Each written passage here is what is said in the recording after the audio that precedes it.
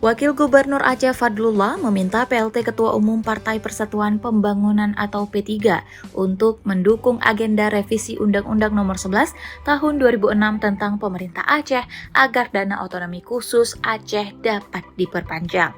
Permintaan itu disampaikan Wakil Gubernur Aceh dalam acara buka puasa bersama PLT Ketua Umum P3 yang juga utusan khusus Presiden Bidang Ketahanan Pangan Muhammad Mardiono yang digelar di Universitas Islam Kebangsaan Indonesia, BIRUN, pada Minggu 9 Maret 2025.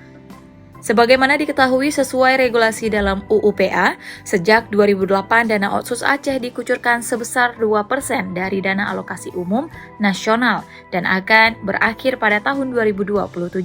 Mulai dari tahun 2023 lalu, dana Otsus berkurang menjadi 1% dari total DAU.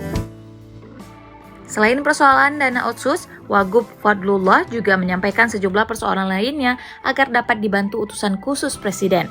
Di antaranya terkait hasil bumi Aceh yang melimpah mulai dari pertanian, perkebunan hingga kelautan. Namun hasil tersebut harus dijual ke provinsi lain sebab tidak ada pabrik pengolahan di Aceh.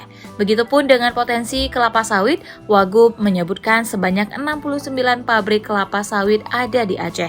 Namun CPO masih dibawa ke provinsi tetangga.